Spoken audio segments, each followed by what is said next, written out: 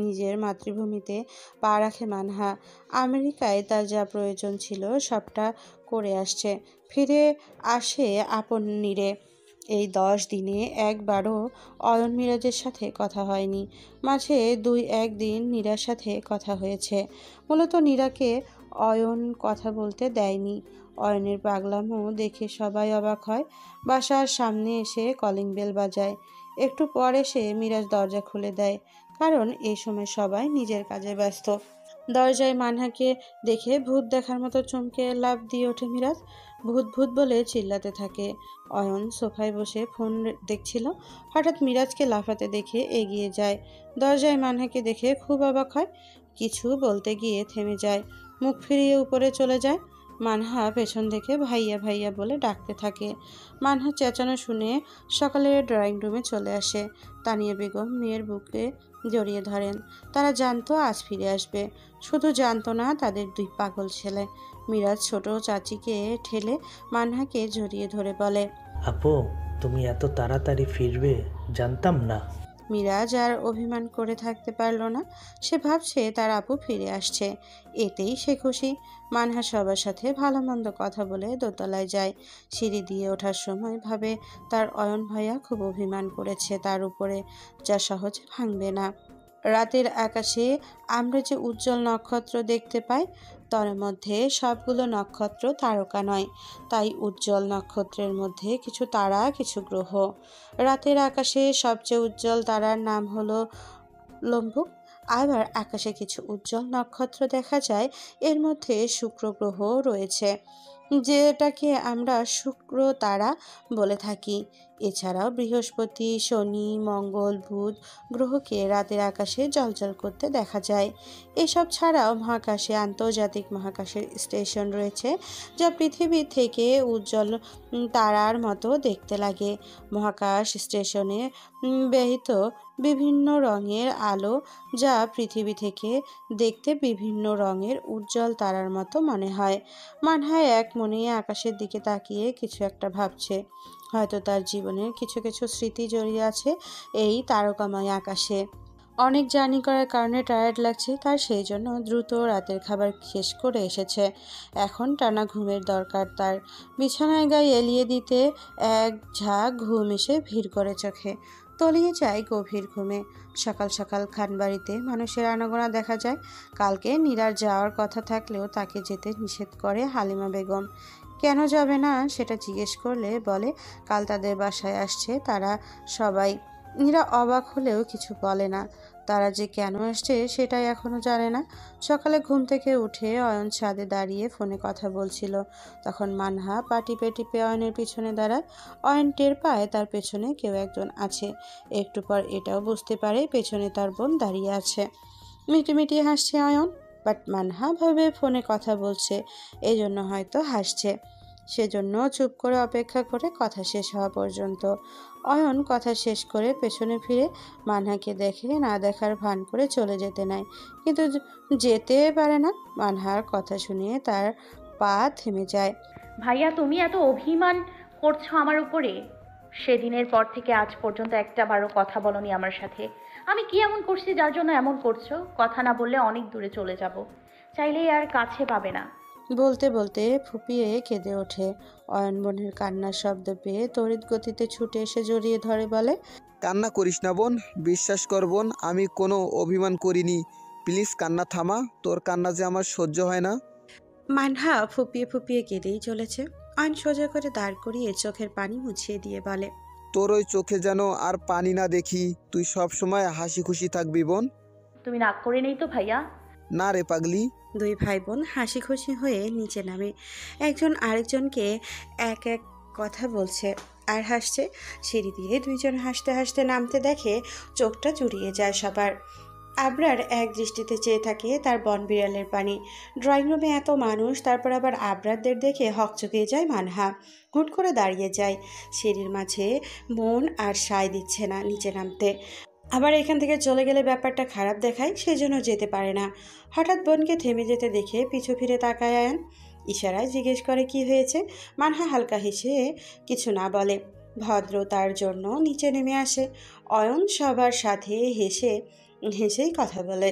মানহা সবার সাথে কুশল বিনিময় করে রান্নাঘরে চলে যায়। এখানে থাকলে অস্বস্তিতে পড়তে হবে। সবার সাথে হাতে হাতে কাজ করে দেয় মানহা। সবার জন্য নাস্তা তৈরি করে নিয়ে আসে মানহা আর নীরা। মানহার চিন্তা ভাবনা ভালোই ভালোই এখান থেকে কেটে পড়তে পারলে হয়। আবরার মানহার দিকে তাকিয়ে থাকে, চোখের পলক পড়ে না। মনে হচ্ছে কতদিনে তৃষ্ণা মেটাচ্ছে তিনি। এতে যেন আরও বেশি অস্বস্তিতে পড়ে মানহা। আবরারের পাশেই আয়াত দাঁড়িয়েছিল।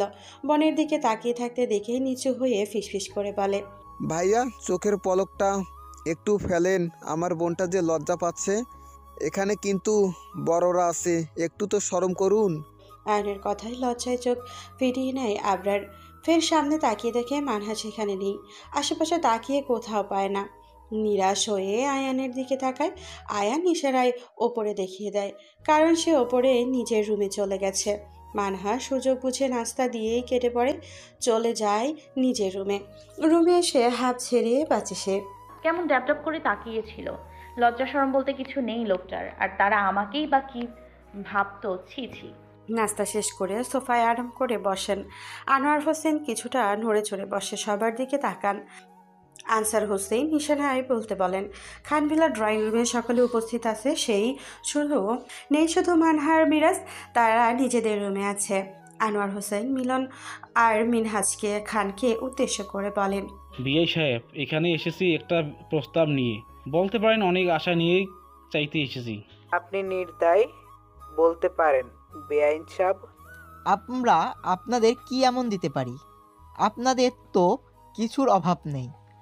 আমাদের দেওয়ার সাধ্যের মধ্যে থাকলে অবশ্যই দিব। আসলে কথাটা যে কিভাবে বলি বুঝতে পারছি না। ছেলেকে আমতা আমতা করতে দেখে অখুশি হন আনসার হোসেন। সেই জন্য তিনি আর চুপ থাকতে পারেন না। তারা বুঝে হয়ে গেছে আনোয়ার পারবে না। অন্যদিকে আবরার রেগে ফেরে পড়ছে। এতটুকু কথা বলতে এত সময় কেন নিচ্ছে? নাতির দিকে তাকিয়ে ব্যাপারটা বুঝতে পারেন তিনি, সেই জন্য বলেন, আনোয়ার, তুই থাম, আমি বলছি। আমরা আপনাদের মেয়েকে আমাদের বাড়ির বউ করতে চাই। মানা দিদিভাইকে আমার আবরার দাদু ভাইয়ের বউ করে নিতে চাই। উপস্থিত সকলে 440 ভোল্টের ঝটকা খায়। বিস্মিত নয়ন একে অপরের দিকে তাকায়। মিনহাজ খান বলেন, এসব আপনারা কি বলছেন? আপনারা কি জানেন আমার মেয়ে একজন? বাকিটুকু আর বলতে পারেন না, তার আগেই থামিয়ে দেন আবরারের দাদু। থেমে যান মিনহাজ খান। আমরা সবটা জেনে এসেছি, আমাদের কোনো আপত্তি নেই। যেখানে আমার দাদুভাই মানহা দিদি ভাইকে ভালোবাসে, সেখানে আর কি বলার থাকতে পারে বলুন? তারা যেন আবারও ঝটকা খায়। আবরার তাদের মেয়েকে ভালোবাসে? কই, কখনো তো বলেনি বা কারো মুখে শোনেননি। বিষয় নিয়ে আবরারের দিকে তাকান। আবরার মাথা নিচু করে বসে আছে। আয়নের দিকে তাকালে অয়ন অন্যদিকে মুখ করে তাকায়। নীরা অয়নের হাত চেপে ধরে আছে। খুশিতে চোখে পানি চলে আসছে তার। সবাই কথাটা জেনে গেছে, আর তার মা যে মেনে নিয়েছে এটা অবিশ্বাস্য। কিভাবে সম্ভব? তিনি আবারও বলেন, আমরা মানহা মামুনির সাথে কথা না বলে কিছু বলতে পারছি না। মামুনি এখন বড় হয়েছে, নিজের ভালো নিজে বুঝতে শিখেছে। মামুনি যদি কোনো আপত্তি না থাকে তাহলে আমাদেরও কোনো আপত্তি নেই। আমরা রাজি আছি। কি বলিস মিনহাজ? হ্যাঁ ভাইজান, তুমি ঠিকই বলেছ। তানিয়া বেগম খুশিতে কেঁদে দিয়েছেন। এত বড় একটা সুখবর পাবেন আশা করেনি। দোতলায় নিজের রুম থেকে সবটা শুনেছে মানহা। তার ভাবনার বাইরে ছিল এটা। আবরার তার ফ্যামিলি নিয়ে তাদের বাড়ি চলে আসতে পারে, এইটা পাবেনি। সরাসরি বিয়ের প্রস্তাবও নো, আর ভাবতে পারছি না। সারা রুম জুড়ে পায়চারি করছে। এখন সে কি করবে? তার প্ল্যান তো সবটা ভেস্তে দিল আবরার। ধুর, কিচ্ছু ভালো লাগে না। একটা কাজও ঠিক করে করতে দিল না। সে কি হ্যাঁ বলে দেবে? আর যদি না বলে দেয়, আবরার কি খুব কষ্ট পাবে? বেচারা এই কয়দিনে বহুত কষ্ট পেয়েছে। এবার তার কি করা উচিত? তার ভাবনার মাঝেই তার বাবা আর চাচা আসে তার রুমে। হঠাৎ দুইজনকে দেখে ভরকে যায়। পরক্ষণে নিজেকে সামলে হালকা হেসে বলে, তোমরা এখানে কিছু বলবে? বাবা, বাবা। মিনহাজ খান মেয়ের হাতটা নিজের হাতের মুঠোয় পুড়ে বলে, মামনি, তোমাকে একটা কথা বলবো। তুমি তো আমাদের সব কথাই শুনেছ। তারা অনেক আশা নিয়ে এসেছে, তাদেরকে কিভাবে ফিরিয়ে দিই। বাট আমরা তোমাকে জোর করব না। তুমি যা চাইবে সেটাই হবে। তোমার কি আব্বারকে বিয়ে করতে কোনো সমস্যা আছে? তুমি তো তাকে চেনো, তার আচার ব্যবহার কেমন, দেখতে শুনতে মাশাল্লাহ, সব দিক দিয়েই পারফেক্ট। তোমার মতামত কি মামনি? বাবা, তুমি কিন্তু রাজি আছো কি না তাই বলো প্রিন্সেস, বাকিটুকু আমরা সামলে নেব। পরিবারের সবার হাসি মুখটা দেখে আর না করতে পারে না মানহা, তাই বলে, বাবা বিয়েতে আমার আপত্তি নেই, বাট কিন্তু কি মামনি? আমি আবরারের সাথে কথা বলতে চাই। আলহামদুলিল্লাহ, তুই রাজি আছিস, এতেই আমরা খুশি। তোর খুশি দেখার জন্য আমরা সব করতে পারি রে মা। চাচার কথায় হালকা মুচকি হাসে মানহা। দুজনে চলে যায় নিচে ড্রয়িং রুমে, সবাই তাদের দিকে তাকিয়ে আছেন। আবরার ছটফট করছে। মানহা কি না করে দিল? তাদের মুখটা এমন কালো হয়ে আছে কেন? আমি কি হেরে গেলাম তাহলে? ঠান্ডার ভেতরে প্রচুর ঘামতে শুরু করে আবরার। দুজনে সোফায় এসে বসেন, কিছুক্ষণ চুপ থেকে বলেন, মানহা মামুনির কোনো আপত্তি নেই, কিন্তু কিন্তু কি আঙ্কেল? ফট করে মুখ ফসকে বলে ফেলে আবরার। সবাই আবরারের দিকে তাকায়। আবরার কিছুটা অপ্রস্তুত হয়ে পড়ে, নিজেকে নিজেই বকছে। কি দরকার ছিল আগ বাড়িয়ে শুনতে যাবার। আবরারের অবস্থা দেখে সকলে হেসে ফেলেন। আবরার আরও বেশি অস্বস্তিতে পড়ে। মাথা চুলকে আমতা করে মিনহাজ খান হেসে বলেন, তোমার সাথে কথা বলতে চাই মামনি। সাদে তোমার জন্য অপেক্ষা করছে। নিরামা, আবরার বাবাকে ছাদে নিয়ে যাও তো। সোফা থেকে উঠে হনহন করে ছাদের উদ্দেশ্যে চলে যায়। আবরারের কাণ্ডে সকলের আরেক দফা হেসে ওঠেন। হালিমা বেগম তো বলেই ফেললেন, পাগল একটা, এখানে যে বড়রা আছে সেটা বেমালুম ভুলে গেছে। ছাদে দাঁড়িয়ে আছে দুইজন মানব, দুজনেই নিশ্চুপ হয়ে আছে। নীরবতা ভেঙে আবার আবরার বলে, বনবিড়াল। মানহা তড়িৎ বেগে আবরারের দিকে তাকায়। একবার ভালো করে পর্যবেক্ষণ করে নেয়, আগের থেকে লোকটা অনেক পাল্টে গেছে। মানহা গম্ভীর কণ্ঠে বলে, এতটুকুতে এই অবস্থা? কোথায় গেল সে আবরার তেজের সুদর্শন চেহারা? নিজেকে আয়নায় দেখছেন, নিজের কি হাল করছেন? চোখের নিচে ডার্ক সার্কেল পড়ে গেছে, কতটা শুকিয়ে গেছেন। এমন হলে তো মেয়েরা তাকাবে না। প্রেয়সীর কথাগুলো মনোযোগ দিয়ে শুনছিল আবরার। শরীরে ভালো লাগা ছেয়ে যায়। লাস্টের কথাগুলো শুনে বলে, তার জন্য আপনি তো আছেন, দরকার নাই কোনো মেয়ের তাকানো, শুধু আমার বনবিড়াল তাকালেই চলবে আমার। মানহা বনবিড়াল নামটা যতবারই শোনে ততবারই অবাক হয়। তাকে কেন বনবিড়াল বলে? আবরার ফির বলে, আমাকে কষ্ট দেওয়া শেষ হয়েছে আপনার? যদি না হয়ে থাকে তাহলে দিতে পারেন, আমি প্রস্তুত আছি। আবরারের কথা শুনে খিলখিল করে হেসে ওঠে মানহা। প্রেয়সীর হাসি মুখের দিকে একাধারে চেয়ে থাকে। বাকি জীবনটা প্রেয়সীর হাসি মুখ দেখেই পার করে দেবে। প্রেয়সীকে হাসতে দেখে নিজেও হেসে ফেলে। আজ শুক্রবার, বন্ধের দিন হওয়ায় সবাই ফ্রি থাকে, পরিবারকে সময় দেয়, প্রিয় মানুষকে সময় দেয়। আগামী শুক্রবারে আবরার আর মানহার বিয়ের দিন তারিখ ঠিক করা হয়েছে। বাট মানহার শর্ত দেয় বিয়েটা সাদামাটাভাবেই হবে। সব শর্ত মেনে নেয় আবরার, কিন্তু পরিবারের সবাই মানতে নারাজ, কারণ তাদের একমাত্র ছেলের বিয়ে সাদামাটা হলে কিভাবে হবে। আবরার বুঝিয়ে সবাইকে রাজি করায়। মানহাকে কথা দেয় তাদের বিয়েটা ঘরোয়াভাবেই হবে। No panic. আবরার খুশিতে সেই দিন তার অফিসে সকল স্টাফকে মিষ্টি খাইয়েছে। সকলে অবাক হয়ে তাদের টেস্ট স্যারকে দেখছিল। যে স্যার কাজ ছাড়া অতিরিক্ত কথা বলে না, সেই স্যার আজ সবার সাথে হেসে হেসে কথা বলছে, নিজে সবাইকে মিষ্টি দিচ্ছে। সবাই বিস্মিত নয়নে তাকিয়েছিল আবরারের দিকে। ঈশান সবটা বুঝতে পেরেছিল। পরে আবরার নিজের সমস্ত ঘটনা খুলে বলেছে। ঈশান নিজেও খুশি হয়ে স্যারের খুশি দেখে। পড়ন্ত বিকেল শেষে গধূলি সন্ধ্যার জন্ম হয়, তেমনি আমার অনুভূতিগুলো দলিত মথিত হয়ে যেন তোমার অভিমান শুরু হয়। একটা পার্কের ভেতরে বসে আছে আবরার আর মানহা। দুজনে কিছু একান্ত সময় কাটাতে চায়, নিজেদের ভেতর সব আন্ডারস্ট্যান্ডিং করে নিতে চায়। বিয়ের পর কোনো বাধা যেন তাদের ছুঁতে না পারে। দুজনেই টুকটাক কথা বলে আবার একজনের সাথে মানহার পরিচয় করিয়ে দিতে চায়। সেজন্য আজ পর্যন্ত বিকেলে সেখানে এসেছে তারা। আবরার চায় না বিয়ের আগে থেকে মানহা তাকে ভুল বুঝুক। দূর থেকে একজোড়া চোখ তাদের দিকে তাকিয়ে থাকে। কষ্টে বুকটা তার ফেটে যাচ্ছে, বুকে অসহ্য যন্ত্রণা হচ্ছে। কেন হচ্ছে? প্রিয় মানুষকে অন্য এক পুরুষের সাথে দেখে চোখ বেয়ে এক ফোঁটা নোনা পানি গড়িয়ে পড়ে। লোকটা যে আর কেউ নয়, রাকিব। মানহাকে সে বিয়ের আগে থেকেই পাগলের মতো ভালোবাসে। হুট করে এক দমকা হাওয়া এসে সব কিছু লণ্ডভণ্ড করে দেয়। মানহার পরিবার মানহাকে অন্য জায়গায় বিয়ে দিয়ে দেয়। জীবনে প্রথমবার সেই দিন খুব কষ্ট পেয়েছিল রাকিব, কারণ সে ব্যর্থ প্রেমিক। নিজের ভালোবাসার কথা তাকে বলতে পারছিল না, বন্ধুত্বের জন্য ভেবে চুপ করেছিল। পরে যখন মানহার ডিভোর্স হয়ে যায় তখন তাকে আপন করে নিতে চেয়েছিল, বাট সেটাও হয়নি। সে চলে গেল অচেনা দেশে, সবার থেকে অনেক দূরে। কখনো সাহস করে বলতে পারেনি, কারণ সে বেকার ছিল। কোনো বাবা মা চায় না তার মেয়েকে বেকার ছেলের হাতে তুলে দিতে। মানহা দেশে ফেরার পর নতুন করে আবার ও স্বপ্ন দেখে। দিনরাত পরিশ্রম করে একটা চাকরি পেয়েছে সে। মানহার সাথে সংসার করার স্বপ্ন বুনেছে। ছোট্ট একটা সংসার হবে তাদের, থাকবে না কোনো বাধা।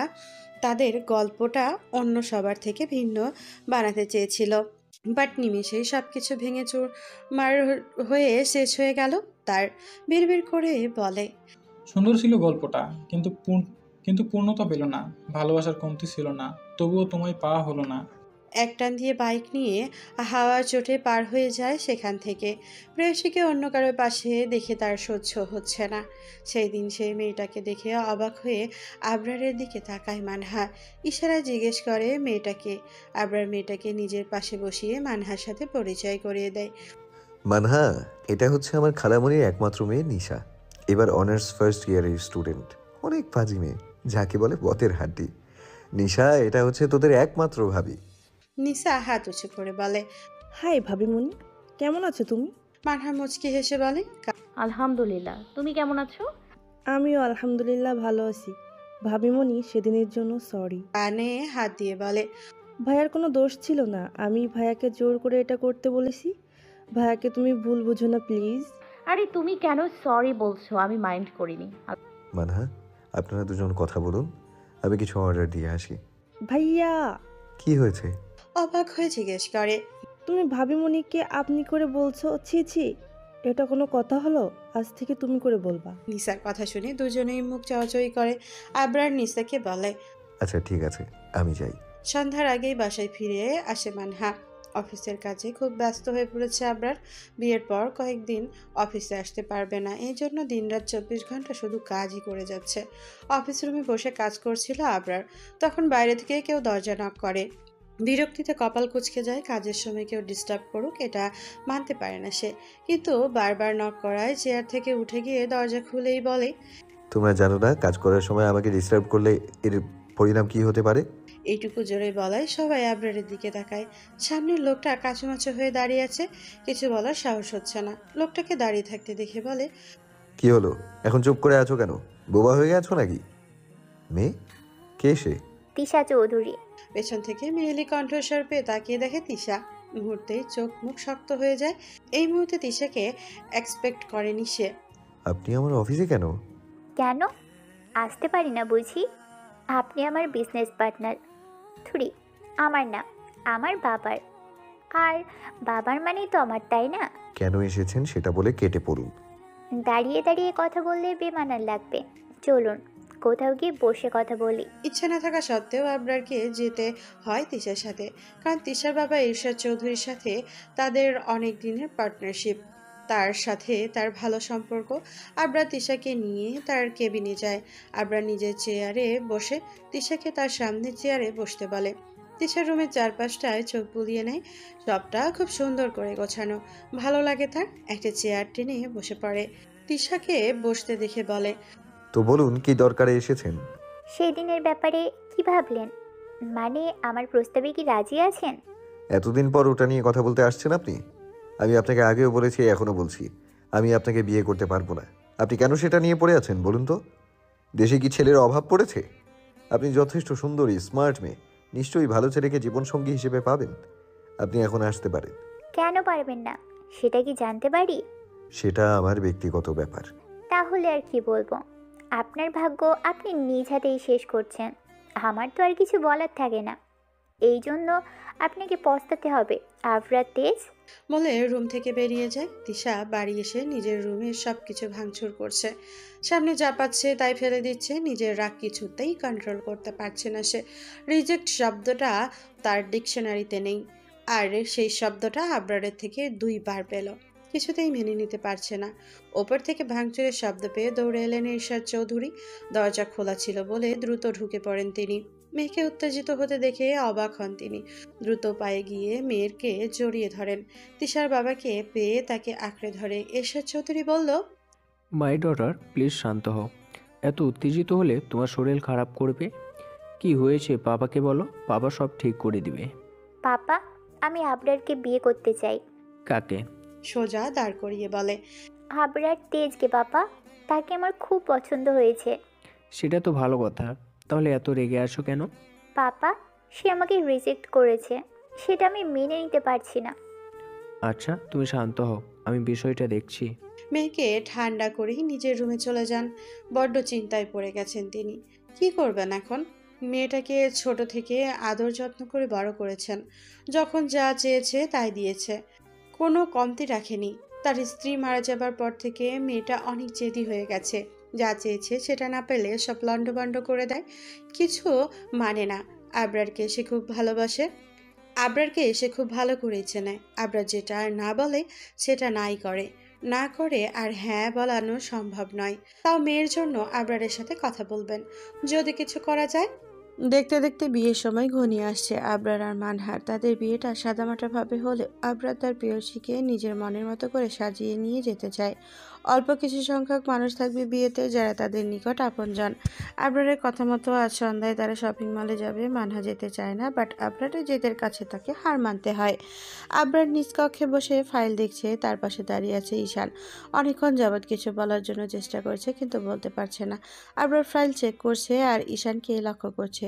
ঈশানও চুপ করে থাকতে না পেরে, কারণ সে যদি চুপ করে থাকে তাহলে আজ কথাটা বলতেই পারবে না, সেজন্য বলে, স্যার একটা কথা বলার ছিল। আবরার ফাইল থেকে মুখ সরিয়ে বলে, হ্যাঁ বলো। স্যার। আর বলতে পারলো না, তার আগে বাইরে থেকে কেউ দরজা নক করে।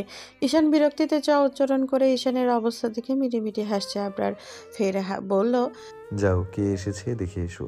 ঈশান বিড়বিড় করে বলতে বলতে দরজা খুলতে চলে যায়। দরজা খুলে পিয়নকে দাঁড়িয়ে থাকতে দেখে জিজ্ঞেস করে, কি হয়েছে?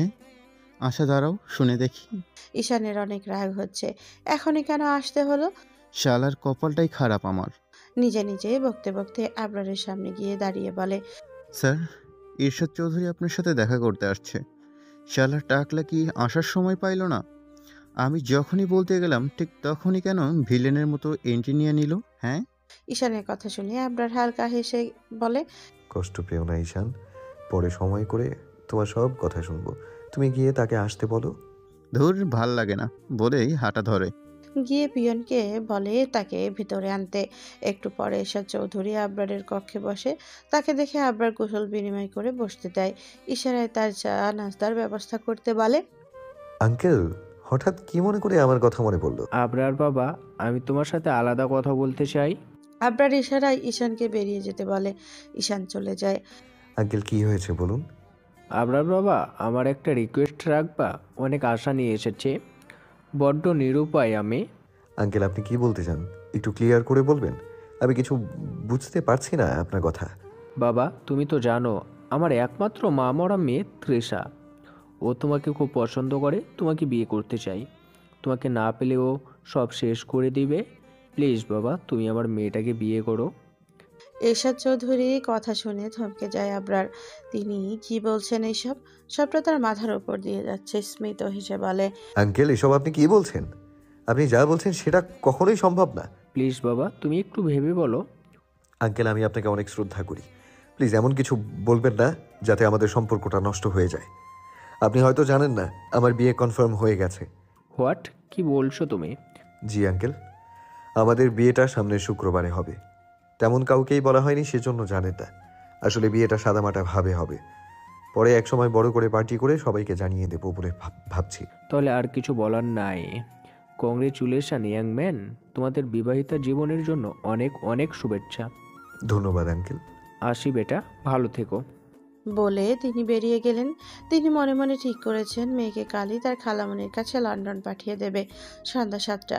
সবাই রেডি হয়ে শপিং মলের উদ্দেশ্যে রওনা হয়। ঢাকার নামকরা শপিং মলের সামনে গিয়ে একসাথে হয় সবাই। চারপাশের মানুষ গিজগিজ করছে। তারা গিয়ে বসে শাড়ির দোকানে। কাল হলুদ, পরের দিন বিয়ে। প্রথমে হলুদের শাড়ি নেয় তারা। নীরা আর মানহা দুজনেই সেম কালেকশনের শাড়ি নেয়। তারপর ছেলেদের জন্য হলুদ পাঞ্জাবি নেওয়া হয়। তারপর বিয়ের জন্য লাল বেনারসি দেখে। আবরার মানহাকে চয়েস করতে বলে, বাট এত এত শাড়ির মধ্যে কোনটা রেখে কোনটা নেবে কনফিউজড হয়ে পড়ে। কারণ চোখে আবরারের দিকে তাকায়। প্রেয়সীর মুখের ভাষা বুঝে ফেলে আবরার। ইশারায় আশ্বস্ত করে নিজে দেখতে থাকে। একটা লাল রঙের বেনারসিতে চোখ আটকে যায় আবরারের। সেটা ধরে নিয়ে মানহার হাতে দেয়। জিজ্ঞাসা করে কেমন। মাথা নেড়ে সুন্দর বলে। সবাই আবরারের চয়েসের প্রশংসা করে। শপিং শেষ হলে একটা রেস্টুরেন্টে খেতে যায়। রাতের ডিনার শেষ করে রাত 10টায় সকালে ফিরে। আকাশ জুড়ে হাজার হাজার তারা, চাঁদের আলো হাসে। রাতের বেলা শিশির কণা গড়িয়ে পড়ে ঘাসে। আকাশে তারারা ঝলমল করছে, কতগুলো তারা আবার মিটিমিটি করে জ্বলছে। রাত অনেক হয়, ঘুমোতে চলে যায় মানহা। নতুন এক ভোরের সূচনা হয়। সূর্য তার কিরণ দিয়ে অন্ধকার থেকে আলোকিত করে তোলে। সারা পৃথিবী তার আলোয় আলোকিত হয়। তেমনি মানহা অন্ধকার জীবনে কেউ আলোকিত করে তুলেছে আবরার। সমস্ত আধার ছড়িয়ে আলোর সূচনা তৈরি করে। চোখে আলো পড়তেই চোখ পিটপিট করে তাকায়। আর মোড়া ছেড়ে বিছানা থেকে উঠে বসে। ফোন হাতে নিয়ে দেখে সকাল 8টা বাজে। সেটা দেখে লাফ দিয়ে বিছানা থেকে নেমে পড়ে। দ্রুত ওয়াশরুমে ছুটে যেয়ে লাগায়। ফ্রেশ হয়ে নিচে নামে। রান্না মাত্র শেষ হয়েছে, এবার সবাই খেতে বসবে। তাদের বাসায় সবসময় তাড়াতাড়ি রান্না হয়, কেননা তার বাবা যায় অফিসে আর চাচা ভাই মিলে শোরুমে যায়। সবাই একসাথে সকালের খাবার শেষ করে, যে যার কাজে ছুট লাগায়। মানহা খাওয়া শেষ করে নিজের রুমে চলে আসে। তানসিকে কল লাগায়। বার দুয়েক রিং হতে রিসিভ করে তানসি। হে আপু, কেমন আছো? এতদিন পর আমার কথা মনে পড়লো বুঝি। আলহামদুলিল্লাহ, আমি ভালো আছি। আমার ছোট বোনটা কেমন আছে শুনি? আমিও আলহামদুলিল্লাহ। কি করছো এখন? বসে বসে আপনার সাথে কথা বলি। আপু, তোমার সাথে আমার আরই কথা কমু না, তুমি অনেক খারাপ। ও মা, কেন? আমি আবার কি করলাম? আমাকে ছাড়াই তুমি বিয়ে কইরা নিছো, এটা কি ঠিক বলো? বিয়ের কথা শুনে লজ্জায় লাল নীল হতে থাকে মানহা। মানহাকে লজ্জা পেতে দেখে তানসি বলে, ওলে বাবালে, আমার আপুটা দেখে লজ্জা পাচ্ছে। তানসির পাশ থেকে জেনি বলে, এই তোর কথা আমি কিছুই বুঝছি না, প্লিজ আমাকে একটু বুঝাই দে। ধুরবাল, তুই কেমনে বুঝবি, পরে কমু। তানসির কথা শুনে মুখটা কালো হয়ে যায়। জেনির মুখ কালো করে দেখে আর হেসে বলে, পরে বলছি মেরিজান, রাগ করেন না। তানসি, জেনি এত রাতে তোর কাছে? হ্যাঁ আপু, দুজনে মিলে অ্যাসাইনমেন্ট করছি। ও আচ্ছা, তাহলে ভালো থাক, পরে কথা বলবো। আচ্ছা আপু, বাই। আল্লাহ হাফেজ। সকাল গড়িয়ে বিকেল, বিকেলে গড়িয়ে সন্ধ্যা। খানভিলায় মানহার হলুদের অনুষ্ঠান করা হচ্ছে। মানহাকে নীরা সুন্দর করে সাজিয়ে আনছে। মানহা সাজতে না চাইলেও জোর করে সাজিয়েছে। মানহাকে স্টেজে বসিয়ে দেয় নীরা। ভাইয়ের বিয়েতে অনেক অনেক ইচ্ছে ছিল তার, কিন্তু সব কি আর পূরণ করা যায়? মানহার হলুদ শেষ হলে সে ছুটবে নিজ বাসায় ভাইকে হলুদ লাগাতে। সবাই একে একে হলুদ ছোঁয় মানহাকে। অনেক আনন্দ উল্লাসের মাধ্যমে শেষ হয় মানহার হলুদের অনুষ্ঠান। প্রত্যেকের মেয়ের জীবনেই তাদের বিয়ের দিন নিয়ে অনেক স্বপ্ন থাকে, আশা থাকে। সে সব সময় ভাবে, চেষ্টা করে যাতে তার ওই বিশেষ দিনটি ভালো কাটে। সুন্দর শাড়ি কিনে সারা মেকআপ করতে চায়। আগে থেকে সব কিছু ঠিক করে রাখে যাতে দিনটা তার অন্তত তাকে কোনো দুশ্চিন্তা না করতে হয়। যাই হোক, আগে থেকে নানা রকম পরিকল্পনা করে রাখলেও তার বিয়ের দিন নানা রকম চিন্তা আসতেই থাকে। আসলে বিয়ে হলো অনেকটা 3 পায়ে দৌড়ের সমগ্রীয়। বাঁধা পা দুটো একসঙ্গে আগে ফেলতে হয়। এক ছন্দে দৌড়াতে পারলে দিব্যি দৌড়াবে, কোনো ঝামেলা নেই। যে যার মতো দৌড়াতে গেলেই হুমড়ি খাবে দুজনেই। সুতরাং হয় নিয়ম মেনে পা ফেলে ছোট, নয়তো দড়িটা খুলে ফেলে যে যার নিজের মতো হাঁটো। প্রথমবার বিয়ের মতো তেমন অনুভূতি হয় না মানহার, এবার হয় অন্যরকম অনুভূতি। দ্বিতীয়বারের মতো নিজেকে সাজিয়ে তোলে আবরারের জন্য, যে তাকে নিজের থেকেও বেশি ভালোবাসে। সে কেন তার জন্য এতটুকু করতে পারবে না? মানহাকে সাজানোর জন্য কোনো পার্লার থেকে লোক আসেনি। মানহা আসতে নিষেধ করেছে যেখানে নীরা অনেক বেশি সুন্দর করে সাজাতে পারে, যেখানে পার্লারের লোক আসার কোনো মানে হয় না। সন্ধ্যার পরেই মানহাকে সাজাতে বসে নীরা। তাকে হাতে হাতে সব এগিয়ে দিচ্ছে। মানহার খালাতো বোন বন্যা বড় আপুর বিয়ের খবর পেয়ে ছুটে এসেছে সে। তাদের বাসা থেকে শুধু বন্যাই এসেছে, কারণ মানহা চায় না সবাই আসুক। নীরা ভাইয়ের সাথে এই বাড়িতে আসতে চেয়েছিল, বাট হলো না, যেই জন্য বউ নিয়ে একেবারে যাবে, তারপর মজা করবে বলে ঠিক করেছে। মানহার সাজ কমপ্লিট করতে রাত 8টা বেজে যায়। একটু পরে বরপক্ষ চলে আসবে। নীরা মানহাকে নিয়ে ড্রেসিং টেবিলের সামনে দাঁড় করিয়ে বলে,